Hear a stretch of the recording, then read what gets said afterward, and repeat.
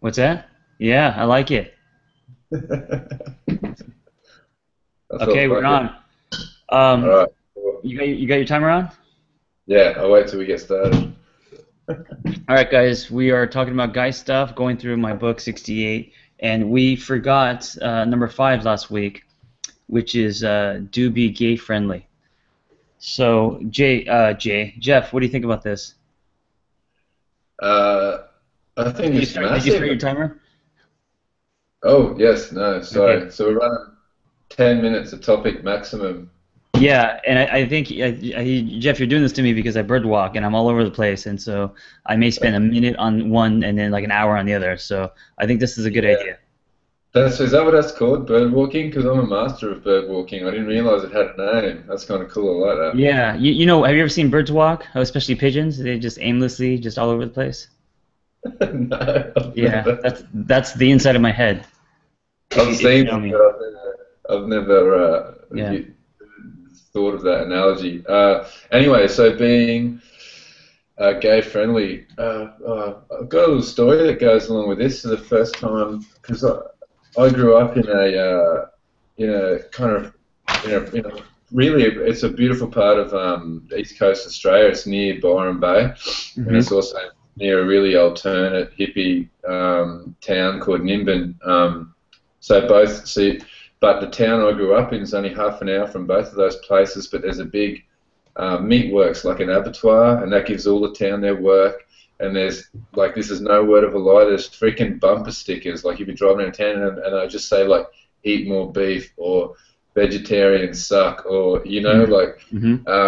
and it has like rodeos and all. So it's a very obviously clearly statistics will show there's gay people that live there, but did you ever hear about one? Like no way. And so I actually grew up. You're kind of typical stupid alpha male where if you don't know anything about something you're scared of it, right? Right, right. um, and then I was actually working using my trade out of school, which is wall and floor tiling, and I was working years later, like I was literally 20, I think I was 25, in this desert town, and it was a mining town, so it was a super redneck kind of I think I've got a bit of redneck in me, town. Anyway, but I had to go do this quote for a potential job, and it was my girlfriend at the time. It was one of her colleagues who was a school teacher, and he was gay, and everyone knew he was gay, and that was fine. And I did not like him, but I still had that thing of like, I'm scared of what I don't know. And I remember driving to do a quote at his place, Hmm. and I remember I was shitting myself. I was freaked out that I was going into this gay couple's Mm. house, and it was Right, in my right. head. It was, I was going to like get raped or something. It was ridiculous, like the Yeah. fear Hey, around it. oh, I'm sorry. I didn't mean to cut you off, but you know, we No, only have a minute now left because you just took the nine. No, I'm just kidding.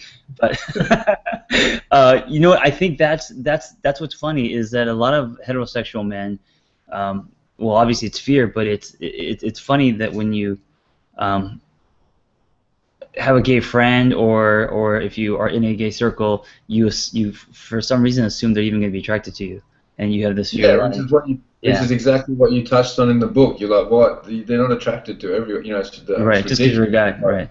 Yeah. yeah, yeah, exactly. And you know, this isn't so much about sexual orientation. When I was writing it, it's more about judgment. So the No, big yeah, thing, you know, the big thing now. I just went to this retreat called Revitalize, and it's a lot about the kind of foods we eat. And so, you know, there's a people judge you now on what kind of foods you eat. So if you're vegan or you're paleo, or if you so look at yeah, your dish, and depending on what you put in your mouth, they're going to judge you, and they're going to think that you're a certain type, or if you yeah. are vegetarian versus if you're, you know, like Yeah, like whether you're the vegan. paleo CrossFit guy Yeah, or yeah. yeah, the So vegan guy.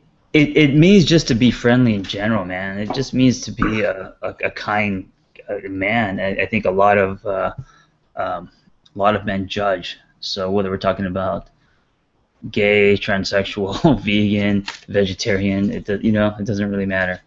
But Yeah, definitely one of my do's that I do think not I think it's judge. really important to for a man, like as you in my humble amateur opinion, like I think. like being comfortable in your own skin, yeah, for sure. But and crossing that, sort of turning that corner, like with the gay community, if you're straight, like because I ended up in the music industry, and you know there was like lots of gay people in the music industry for some reason, I don't know why, but and it was awesome, you know, like some of them are good, you know, like they're kind of out of touch now, but they were good friends. Like we had a good joke, and we would like, you know, we would like poke fun at each other, and it was cool. And I think it was really good to finally get to that point where I know it is just about judgment in general, but I think if you're kind of like I you know, like a typical sort of alpha male guy, and you've got to, it's a thing that you've got to walk through, and I think it's really important. Yeah, and I think it depends on where you live, but if you live in a big city, it's not even really an issue anymore in the sense that No. you know, I mean, I have so many friends that are gay, and I don't think of them as gay. They're friends, you know. I think of them as people. Exactly. Yeah, I'm like the opposite. You know, I grew up in this country town, like with the, you know, like with a big factory on the hill, like a big meat works on the hill with the redneck bumper stickers and the. There's bumper stickers that said redneck on them? No, but we were, you know, like for sure. And so I think there's a lot of people, if you don't grow up, like, you know, like maybe California, it's probably the most liberal state there is, right? Like, yeah, maybe one of many, yeah. Yeah. So environment definitely plays a factor, I think. Yeah. And Jeff, I'm not going to judge you from where you're from and how you grew up and your stickers and all that. It's all good. Yeah, all right, let's move on to number 8. I've got a story with this one. Do drive with courtesy, and I think a lot of women can relate to this because here's what's not fair about this. So we're just talking about men.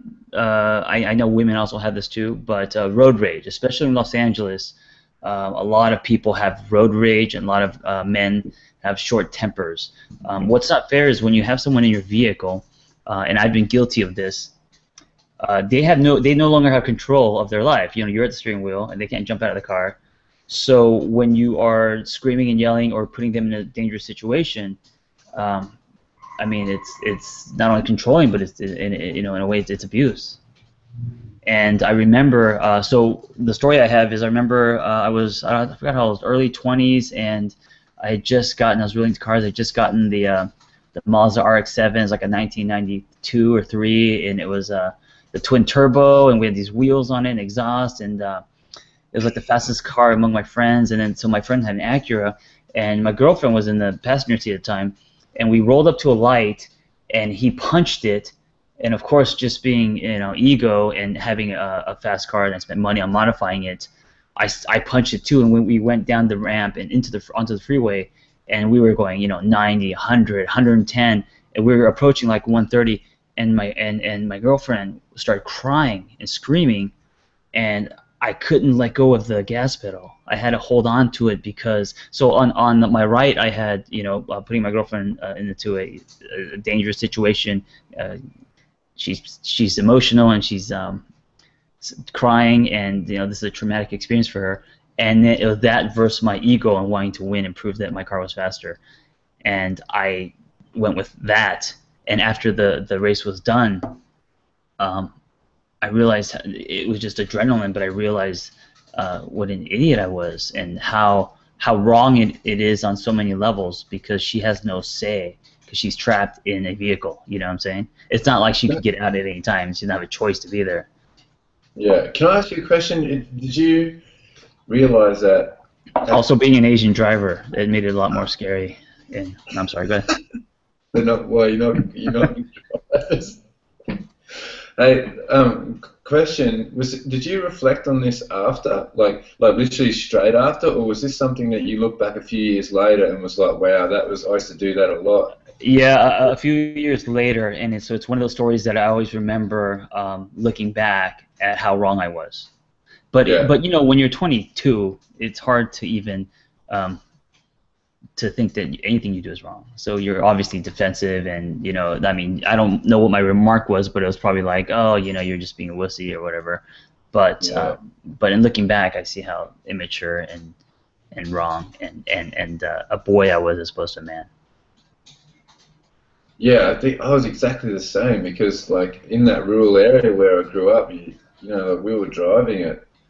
You know, we used to have a friend's uncle that had a wreckers, so we were buying Mhm. cars at like 13, 14, and we weren't allowed to drive them on the roads, but like we were rally driving them in friends' Mhm. farms, you know, like when we were kids, and I can remember then when I got older, you know, then you're driving on the streets the same way, and when you were with your buddies, it was cool, but when like chicks got in the car, they'd freak out, you know, and Yeah. just, I totally remember just being like, you know, you're overreact. It's fine.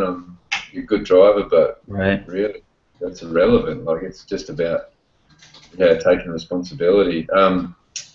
And I would also put in there if you're going to get behind the wheel intoxicated. So like if you had a couple beers, or if you are, and many people are guilty of this, or if you're on drugs or something, and thinking that you're okay, and getting into a car and having your girlfriend or whoever is next to you and putting them in that situation, you know? Yeah, that's a big one too. I Yeah. can still remember being in the car with my dad and just being really really scared a few Right. times. Right. He was wasted, you know, and Right. it's a pretty scary real thing. Like it's not. You really do feel like you're on this roller coaster ride, except it's not going to have a happy ending, you know. Yeah, and you know, when I was, this is another embarrassing story. So when I was in college, I made a bet with my friend. So I was going in reverse, and my friend bet me that I couldn't drive reverse on a major highway, completely reverse. And so I did it, and I started driving reverse. So like the car in front of me was looking at me, going like, "What the fuck are you doing?" And I was going through lights like that, which I think if I got pulled over, it would have been reckless driving.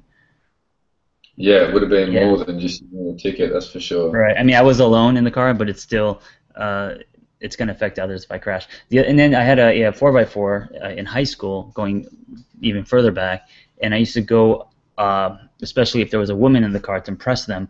I used to go onto people's lawns and go off-roading onto lawns and then come back and maybe knock over a mailbox or something. And and I think one of the things I did once was I would park my truck on a railroad tracks and pretend like it's not starting when the train was coming, and then Are you go. serious? Yeah, I mean I wouldn't wait too close, but like when you hear it coming. So that was, I don't know. What's Anyway, behind that, John? yeah, being a boy. Uh, Yeah. So so basically what you're saying there to summarize is that sort of the way you drive kind of like can be a reflection of how you're like taking responsibility, you know, Absolutely, I your agree. behavior. Yeah, yeah, I think so. Yeah. I would Um, actually agree with that. Number nine, man, this is one of my biggest pet peeves with men. What's Number that? nine is do have a firm handshake. Yeah. Oh No, man. I can't stand the wet fish Oh handshake. dude, yeah. I can't. There's two things I can't stand. Um, yeah, a slippery fish when you go shake their hand and it's like this, a limp hand, and then if they can't look you in the eye, like another guy, if they're skirting or it's like weird, and uh, I just kind of know instantly if they do that what kind of guy they are. Yeah, for me, I just get really confused. Like, What do you mean confused? well, I like to know where I stand with people, and I'm pretty big on first impressions. You know, like the first 10 seconds of meeting someone, I don't know, I feel like I don't know anything about them, but I feel like I get a sense of their character, and uh, yeah, when someone does that weird, like you go to shake their hand and they kind of like hold their hand like that. Yeah, like Yeah, they want you to kiss it almost like. yeah, and you're shaking like these three fingers of their hand, like, Yeah, yeah, and it's exactly. like, fuck, it freaks me out. It actually makes me feel like super uncomfortable because I've got no idea like Yeah. where I am with that guy. You know, it's almost like I'm. You know, I'll think stupid stuff like, does he even want to meet me? Like, we're supposed to be. You know, he's No, a I buddy. don't think it's. I don't think it's that. I think it's a direct reflection on his own security within himself and his own confidence. Most guys who are confident, I mean, without being arrogant, they have a firm handshake, and they like when they want to meet you, they shake your hand like they're interested, and they look you in the eye, and it's like, you know, it's hello. It's not like it's not like a confrontational thing. It's just like it's more of a respect thing. When it's Yeah, like no, eyes are darting and what's that? yeah. No, When yeah, totally. It's a sign of for me when I'm shaking someone's hand. I don't want to. I'm not interested in them thinking how awesome I am. I'm just there. I'm kind of like it's my like little 5 seconds of showing up for them. I'm Mhm. like, hey man, like I Right, want to right, meet you. right, I'm right. here. It's nothing. Like, Yeah, there's and you know like, what?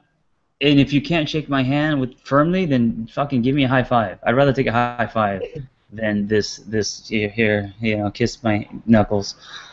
yeah, So you know, if any women are watching this, I think that when if you go to shake a guy's hand and the guy's hand's all limp, and I would correct him. I'd say, and kind of jokingly, like, hey, give me a real handshake, so he knows. It's like, I mean, it's not their job to train us, but then he knows, like, okay, I should should have more of a firm handshake. I think if another guy says it to them, then suddenly it's a confrontation, or they feel, you know. But I think when a woman tells you that, you're going to listen. You're going to be like, oh, why, you know, maybe she's right. Maybe I need to put some more effort into this. yeah. It'd be awkward if a guy said it for sure because they Yeah. just take it insult. Like, Right. be one. We're doing good because we haven't passed any of the time. Do you have a little beeper that goes off? Yeah. No, I think Okay, sweet. we can talk about that for another 6 minutes. And still, I have nothing else to say about the handshake. We got to move on. All right. no, good. Number 10, don't be a double douche. And what I mean by this is I think every guy at a certain point in their life is a douche, including me. I mean, look, I was just talking about driving on people's lawns and scaring women on railroad tracks. And so, I mean, there's, you know, at some point in your life, you're going to be a douche, you know, but like the double douche is different. And so here's my definition. Or here's my definition of a douche. Any posturing behavior that stems from insecurity or ego. Examples of being a douche include, but are not limited to, purchasing a bright yellow Ferrari because you can. By the way, I love cars. I hate people that buy cars but don't drive them the way they're supposed to be driven, but because of the social status symbol of that car, you know, like a bright yellow Ferrari, but they only drive like 20 miles an hour. Yelling obscenities at the elderly. This is funny because I haven't read this since I wrote it. Checking yourself in the reflection, every second. Tattoos purely for aesthetics. I don't know. That might be a little judgmental of me. Crunchy hair. Crunchy hair? Crunchy hair, douche. What's crunchy hair, bro? like hairspray, like crunchy hair. Oh, right. Okay. Yeah. Not controlling your alcohol. Here's a good one. Grabbing women. Douche, right? Oh, man. Yeah. Starting fights with men. Bicep curls. Fake bake. Sporting sunglasses indoors. Yeah, it's a huge no-no. That's a huge, yeah. Controlling your girlfriend, being the loudest voice in the room. I'm guilty of this, but it's not. I don't think it's not that I'm a douche. I'm just Korean, and I was raised with Korean people are very loud, and so my family, if it's just they're screaming at each other, and it's like we're just asking each other to pass the ketchup or something, and we're screaming like we're gonna kill each other. So I've always been extremely, extremely loud. Flavored condoms. I don't know why I put that. This one's a big one. Animal cruelty. Any guy that's cruel to animals, I think, is like also like being cruel to the elderly or children. Pulling in front of a car that cut you off and slamming your brakes. That's kind of douchey. You looked very guilty there. Not tipping. No, I'm a good tipper. Okay. Tossing your keys at the valet guy instead of handing them to him or her. Yeah, douchey. Way too much cologne. So I think the trick to cologne is to spray it in the air and walk into it instead of That's what spraying it directly on you. that's what they say, John. Oh, do you say that too?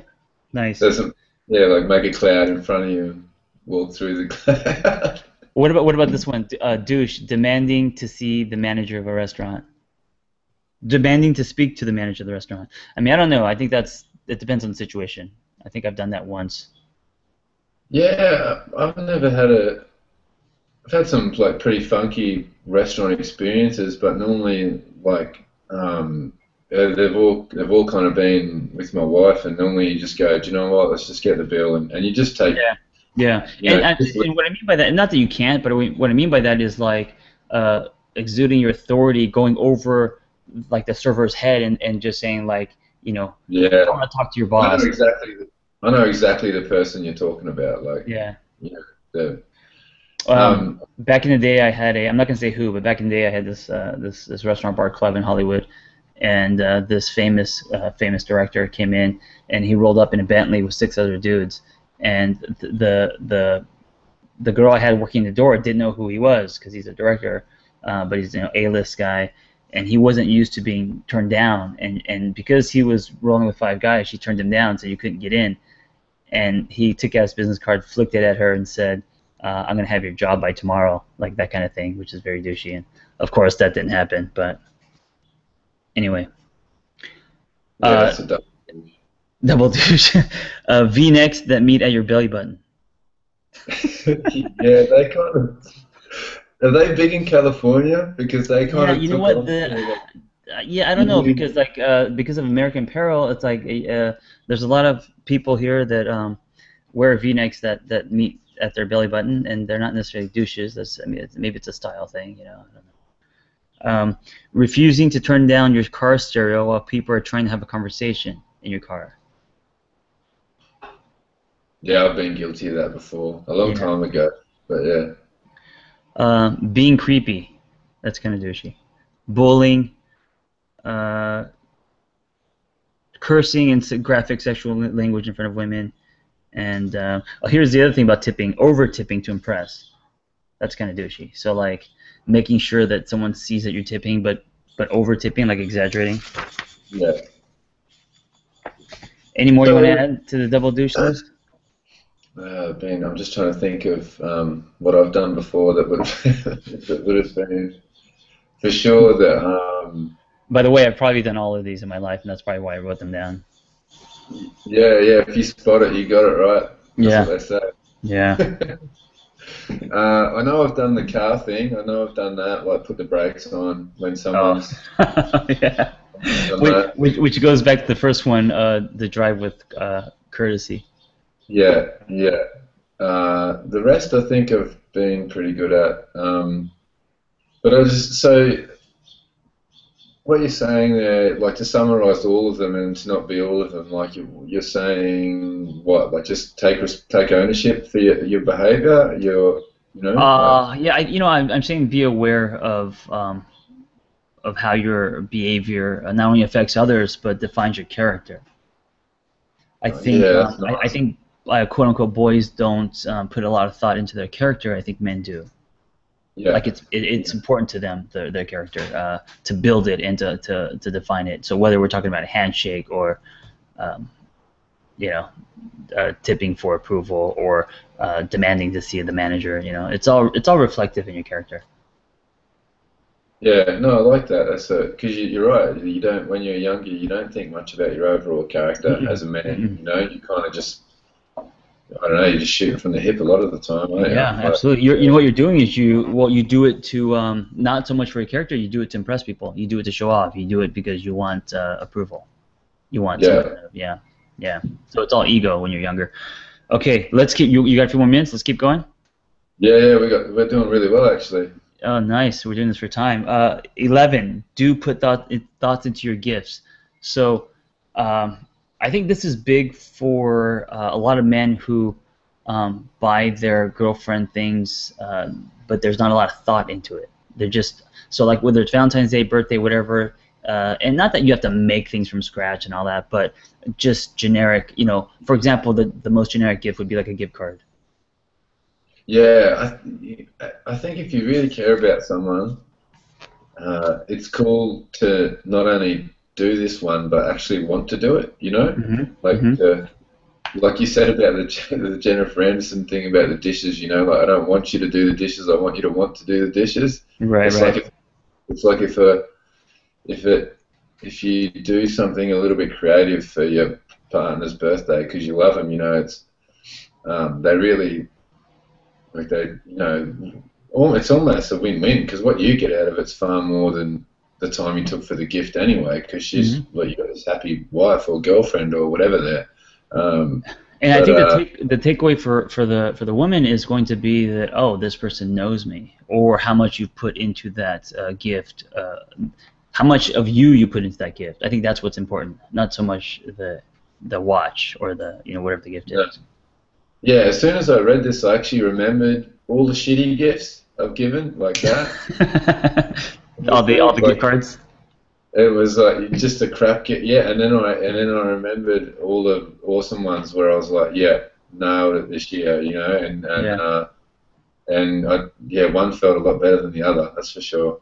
Yeah, and It's a good. it's not a judgment on anyone's creativity. Some guys are creative, some guys are very logical. It's not about that. I think it's more about effort. No, and I think for the guy that's not that creative, I think that when he, because the woman knows him and all guy whatever, but because they know him and they love him the way they are anyway. Even if he's not that creative, if he does a version of like his version of creative, like if he tries for his potential, in that thing, it's like there's. It's almost like it's even sweeter, because they're like, oh man, he's got no clue about this stuff, but he tried really hard, and you know what I Yeah, mean? yeah. I think Um, guys that are less creative will get laid less, and that's fair. That's just the way it is. No, I'm kidding. You're right. I think it could be cute if they're because then you see how hard they tried. So yeah, going back, I think it's about effort. Number what 12. was Walk that? with, What was that? what was what? Yeah. Oh, it's just me being silly. I like it. It's pretty funny. Number 12 is do walk with the gorilla chest. And I don't. This doesn't mean posturing, by the way. Here, I'll read it. So men, do you slip into a room slouched and invisible, or do you enter like you own the room? Um, you will know by people's reactions, and they will either act as though you are wallpaper or notice you and instinctively step aside. The way you carry your body is an extension of how you view yourself. There is power in posture. That being said, there is also a difference between posture and posturing. One stems from certainty, the other from seeking approval. If you don't want to be noticed, posture. If you want to lead, walk with the gorilla chest. So uh, this is more about your body language, about how you carry yourself, and I think it matches that whole handshake thing when you enter rooms like kind of invisible and slouched and you know. Yeah, this is actually a huge one for me because Hmm. um, my mum did a really good job of. She was worried that I was going to be like much taller. I ended up being 6'1", but she was worried when I was younger I was going to be much taller. Hmm. And my granddad was quite tall and stuff, and and also I used to think, well, let's just say things could get a bit funky at home. So when she sent me out, literally every day my mum sent me out to school. Like at the door, I had my big backpack on. Your backpack's way too big for your body when you're like a little kid, Hmm. and she would say like back straight, like shoulders back, Oh, chest good. out, Yeah. and and so she would set me like up like this, and then that's how I went out the door. Right. And I can Right. tell you the difference that made in my life. Like I can't imagine what I would have been like not having that. But I completely agree with this point, and I think it's important. And I think even if someone doesn't feel like it, if they just like put their back straight, shoulders back, Yep. chest out, and and walk it for a bit, I guarantee I it'll was gonna help say change. that. Yeah, I was gonna say that if you're not feeling it, fake it till you make it. Do it until that feels comfortable and you start, that becomes feels good to you. A lot of people don't feel it and they, hunch shoulders and just they walk into a room and just disappear. Yeah, no, for me personally, anyway, this is really important. It's I notice people that carry themselves in that way, including Hmm. women, not just guys. Um, And yeah, I don't want to be the guy like slinking into a room. That's for sure. Right. So why would you say it's important? You know, like, 'cause someone could be, someone could watch this on YouTube later and just be like, it's just posture. You know, my shoulders are a bit hunched, whatever. What would you say to like a person that's I think the reason why I don't think it's attractive, and it's not just to women. I think to guys too. It's a direct reflection on how you view yourself, you know. And Yeah. I think if you like yourself and you want other people to like you, and you want to prove that you actually exist and you have a voice, then you're gonna walk up straight, you know, with the girl. It's just you're not.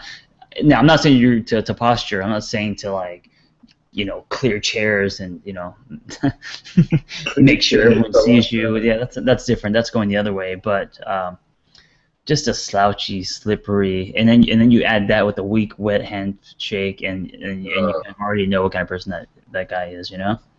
Yeah. So, and I understand that that sometimes it takes time, and not everyone, even myself, sometimes I'm not. I don't feel confident on it, but just overall, like, cumulatively, walking with certainty. Yeah, I know. That one's a huge one for me. I think it's so important for everyone, and it's like it's not only better for you health-wise because you can have good posture, and which is, I think, why my mum started making me do that in the first place. But the ripple effect from walking that way, you just feel like more comfortable in your own skin, so you feel more empowered. You don't feel like you're more powerful than others. You just feel empowered in yourself. Right. Right. It's a big difference. Yeah, and so now we're talking about energy and the energy that you contribute to the room or the world. And if you're sunken, like, you're basically sucking in energy. And if you're up and you are have a voice, then you're giving good energy out there, and that stuff is contagious. Just made me sit up there and just check my yeah, it doesn't count when you're sitting down, because if it does, then this is exactly how. So let's end with this one, which is kind of I don't know, number 13. Don't fart in front of your girlfriend and wife. We can't end on this one, man. I'm not ending on farting. Why not? Why not? Well, this one's interesting because I actually know a lot of couples that do and that don't mind, and I get it. And if it works for you, so be it. But I think there's a line that you just can't cross. So, like, I think there's other couples that, like, one's going to the bathroom while the other one's showering, or one's and I don't know. There's certain things that you just have to do privately, and this can be, I understand sometimes it can be funny, but I don't know, I've never really been a fan of it. Unless it's an on accident, or if you're sleeping, it's different. Yeah, I think the showering thing, like, I think the number ones are okay. Like, if I'm having a shower. Well, yeah, I meant the number ones are okay, of course. No, but like, I'm talking about that's. Yeah, I don't. Do you know what? Like, I've tried up until I read your book. I had tried not to put too much thought into it, But it's almost like now I've read the book, I'm like, I actually wouldn't mind if a girl never farted around me again, which is ridiculous, right? Because it's like it's going to happen. Yeah, I think it's cute. I think it's adorable because you love the person or you care about the person. But I'm talking about if it's like, hey, look at me, and you raise your leg, and it's that kind of stuff. Not if it's once in a while, whatever. No, I think I don't know if I'd be that stoked to be with a chick that'd be like, morning. Yeah, if you're creating a song with your ass, I don't know, it doesn't. Okay, then let's end with this one, the next one. Number 14, do sweat daily. What do you think of this? Yeah, it's not from anxiety. This is from being physical. Oh, not from anxiety? Oh, no, shit. I actually, most of my life I haven't, and then I started CrossFit and been kind of rewired and realized the importance of fitness in the sense that not only does it elevate mood and make you feel better about yourself and raise self-esteem, but I think every day, and it doesn't have to be that. It could be yoga, it could be surfing, it could be whatever your thing is, and also to switch up activities, just to be active, instead of the because we're in capsules from the time we wake up. We get into our car, then we're in traffic, then we go into an elevator, then we sit at a cubicle, get back into our car. We back in the day we used to run and hunt and jump and all this stuff, and it's I don't we don't do that anymore. I mean, I think we're kind of coming back around, and we are now starting to. Yeah, I think it's super important for every guy, and I just want to mention the guys that maybe feel like they're not sporty or they're not athletic, or you know what, like screw it, just don't just forget about that and just get your sweat on, because like I kind of grew. Like mum put me in every sport, and I've grown up playing sport my whole life, and like sweating for me, like I'm good at it, Like I can sweat, by the way, but I love my training, but I do know,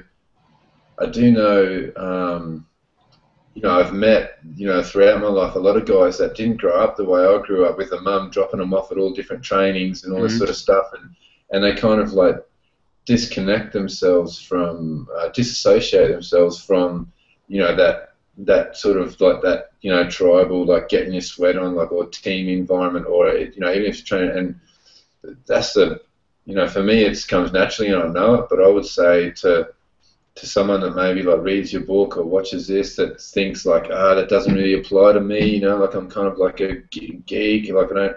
Just bullshit. Just like get your sweat on and see how you feel after it. And I guarantee, if you can't sit there and go, because I've seen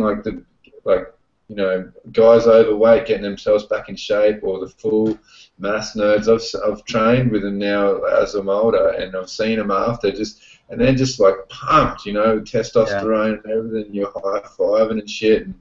And, I think it's really important, but also not to just look at yourself if you're not this typical jock-looking guy or whatever, and go, it's not for me. Like, just go get your freaking sweat on anyway, and you'll be stoked, Yeah, and I don't think you don't have to want to be an athlete. It's more about this relationship with yourself, and always challenging yourself. Exactly, totally. It's got nothing to do with that. Yeah. Right. It's a pure. Yeah, your exercise is your exercise. It doesn't matter if freaking like tall, short. I couldn't give a shit. Like fat, skinny. Like, eat good food, sweat daily, you'll feel awesome for it. Yeah, I always say this. I always say it's all about your state, not your circumstances. And you could bring science into the picture, or you could bring whatever. It doesn't matter. Exercise or sweating daily directly affects your state, your mood. Confidence, security. And put good food in your body too with that one. Oh yeah, that's a whole different topic, but yeah, absolutely. Yeah, thank you, man. That was easy. That was good. I think when we're done with this, we're gonna like 10 minutes every time. That was good. Oh, nice, awesome. Not a lot of bird walking.